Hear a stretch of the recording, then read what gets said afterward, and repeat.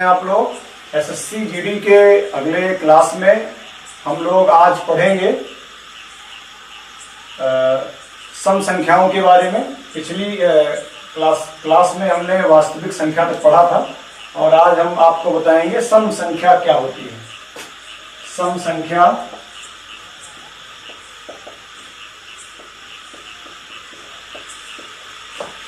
Even number,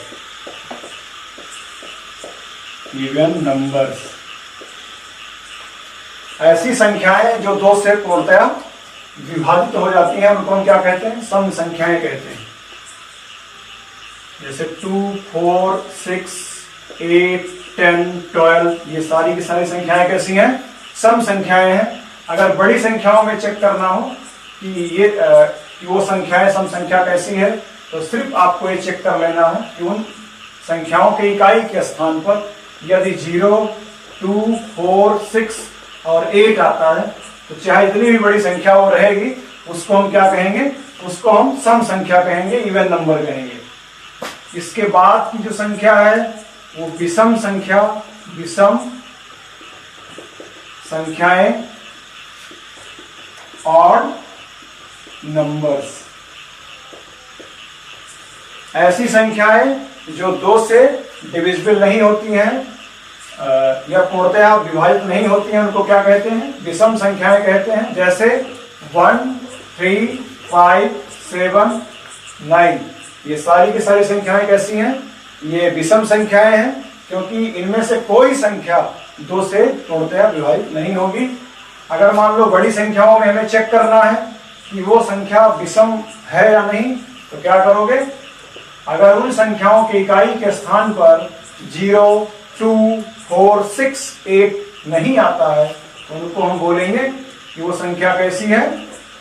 वो संख्या कैसी है? अगर ये नहीं आता, किसी बड़ी संख्या के इकाई के स्थान पर 0, 2, 4, 6, 8 नहीं आता है तो उस संख्या को हम क्या कहेंगे कि वो विषम संख्या है। सिर्फ कोई भी संख्या ले लीजिए, 1147, देखो ये क्या है? ये सम संख्या नहीं है तो क्या होगा? विषम संख्या। फिर अगला है अभाज्य संख्याएं, अभाज्य संख्याएं, प्राइम नंबर।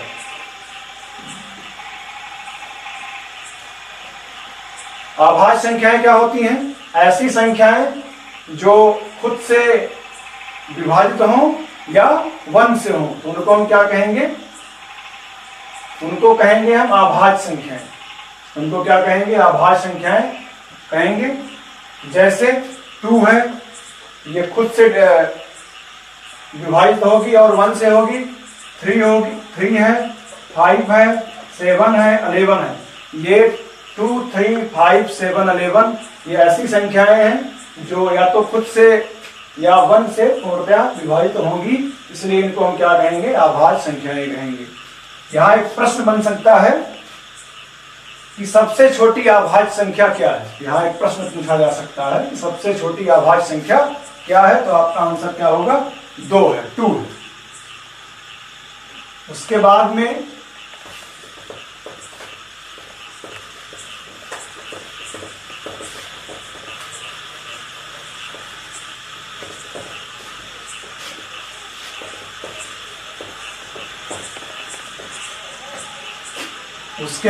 भाज्य संख्या,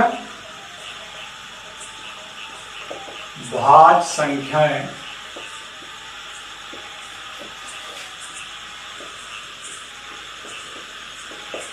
कंपोजिट नंबर। भाज्य संख्याएं कैसी संख्याएं होती हैं? ऐसी संख्या जो खुद से और 1 से और किसी और से भी पूर्णतः विभाजित हो जाती है, उसको क्या कहते हैं? भाज्य संख्या कहते हैं। जैसे 4 1 से भी विभाजित है, 4 से भी है और 2 से भी है। 6 1 से भी और 2 से भी, 3 से भी और 6 से भी, इसलिए क्या हो जाएगा? ये हो गया भाज्य संख्या। ऐसे 8 है। अगर कोई पूछता है कि सबसे छोटी भाज्य संख्या क्या है, तो आपका जवाब क्या होगा? 4 है। क्या है?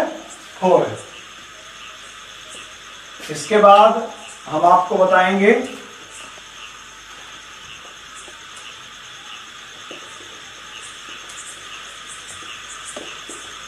स्थानीय मान, प्लेस वैल्यू। से कोई संख्या है 2, 4, 6, 7, इसमें 7 का स्थानीय मान क्या होगा? 7 का स्थानीय मान क्या होगा? इकाई के स्थान पर है ना, तो 1 से गुणा करके हम स्थानीय मान 7 का ला सकते हैं। 7 का स्थानीय मान क्या होगा? 7 ही होगा। उसके बाद अगर 6 का स्थानीय मान निकालना है तो क्या करोगे? इस स्थान पर आइए, इकाई दहाई पर, दहाई पर होगा तो हम 10 से गुणा करेंगे और स्थानीय मान क्या हो जाएगा? 60 हो जाएगा। 4 का स्थानीय मान क्या होगा? ये 4 किस स्थान पर है? इकाई, दहाई, सैकड़ा, तो इसमें हम किससे गुणा करेंगे? 100 से करेंगे और ये कितना हो जाएगा? 400। 2 किस स्थान पर है? इकाई, दहाई, सैकड़ा, हजार, 1000 पे है तो किससे गुणा करेंगे? 1000 से करेंगे और आपका क्या हो जाएगा? 2000 हो जाएगा। उसके बाद में जातीय मान,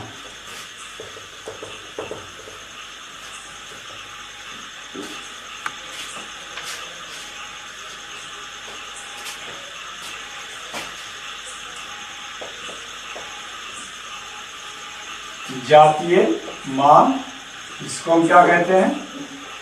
फेस वैल्यू।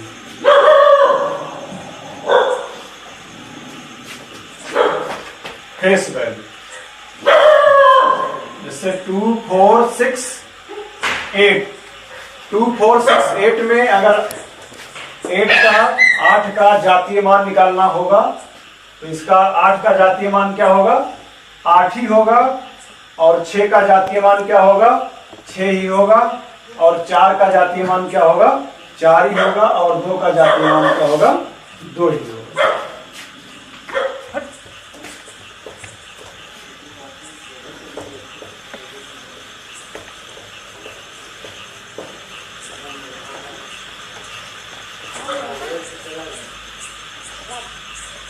इसके बाद में हम आपको बताएंगे विभाज्यता की जांच। विभाज्यता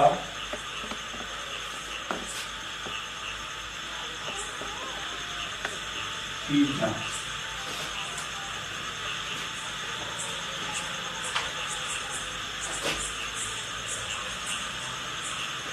कोई संख्या 2 से कैसे विभाजित होगी?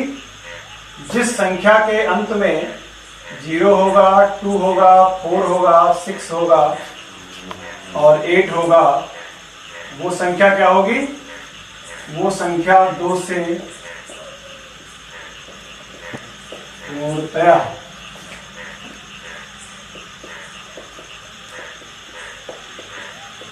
विभाजित होगी। जैसे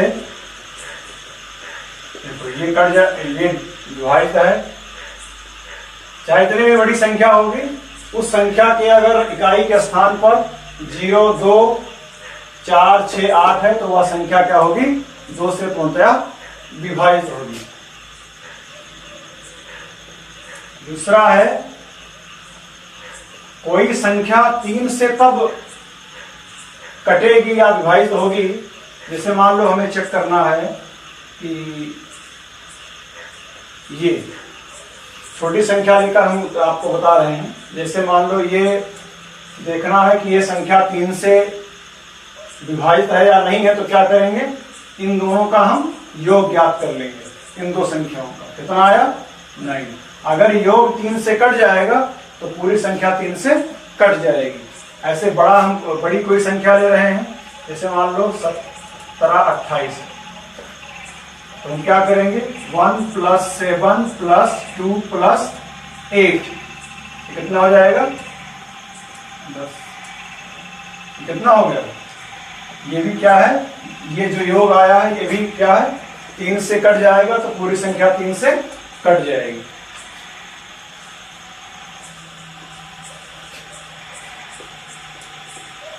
कोई संख्या 4 से कब कटेगी? जैसे मान लीजिए लिखा है 2 4 4। यदि इकाई और दहाई पर जो अंक है यदि वो 4 से कट जाते हैं तो पूरी संख्या 4 से कट जाएगी। एक चीज और देखना है, यदि अंतिम में 2 जीरो है तो भी वो क्या हो जाएगा 4 से कट जाएगा।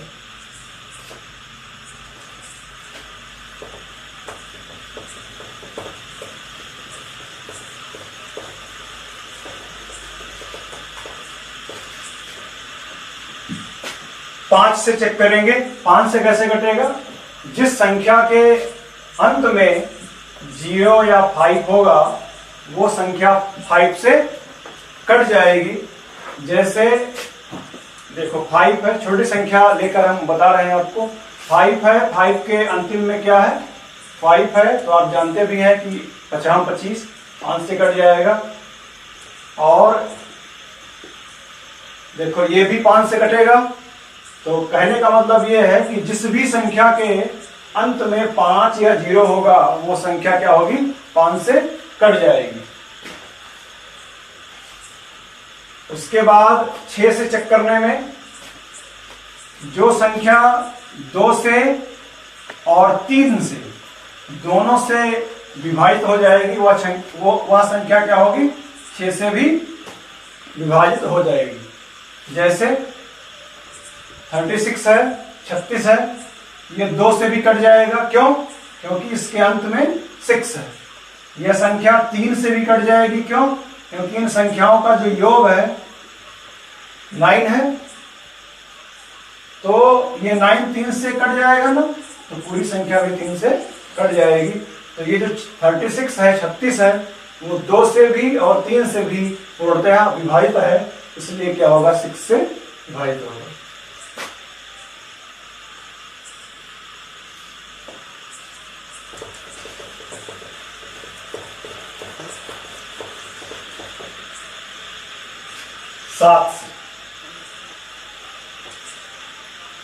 जैसे मान लीजिए हमें ये चेक करना है कि कोई संख्या 7 से कटेगी या नहीं कटेगी, तो जो इकाई के स्थान पर है उसका हम क्या कर लेते हैं 2 गुना। क्या करते हैं? इकाई के स्थान पर जो भी अंक होगा उसका हम क्या कर लेंगे 2 गुना कर लेंगे। और जो हमारी शेष बची संख्या है कितना है 34 में 6 माइनस कर देते हैं, कितना आएगा? ये संख्या आपकी 7 से कट जाएगी ना, तो क्या हो गया पूरी संख्या 7 से कट जाएगी। जैसे एक और बताते हैं आपको,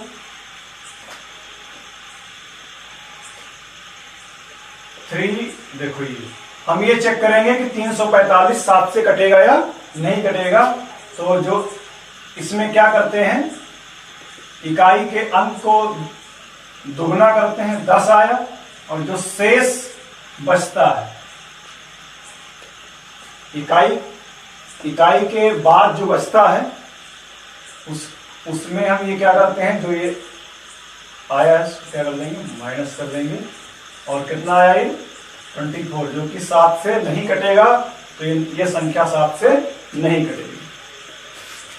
अब 8 से चेक करना है।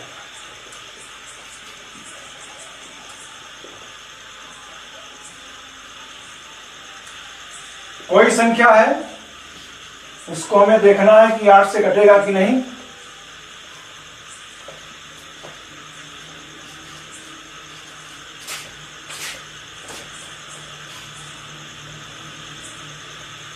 तो चाहे जितनी बड़ी संख्या हो, अगर आखिरी का तीन अंक 8 से कट जा रहा है तो वह संख्या क्या होगी 8 से कट जाएगी।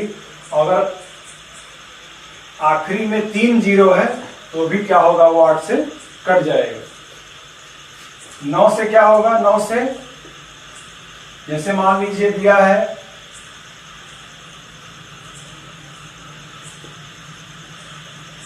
9 से विभाज्यता चेक करने के लिए हम क्या करते हैं, जो संख्या दी हुई है उसके अंकों को हम क्या कर लेते हैं, जोड़ लेते हैं, और जो योग आता है अगर वो योग 9 से कट जाएगा तो पूरी संख्या 9 से कट जाएगी।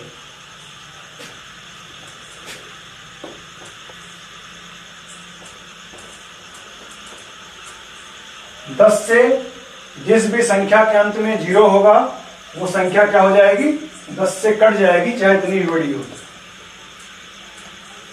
ठीक,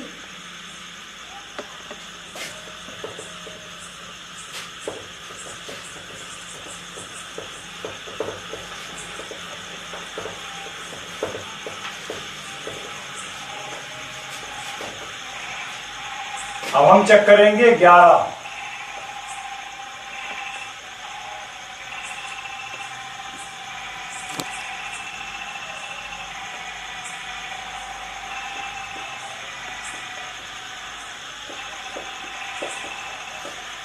मान लीजिए इतनी बड़ी संख्या है और हमें चेक करना है कि ये 11 से विभाजित है कि नहीं है, तो हम क्या करेंगे,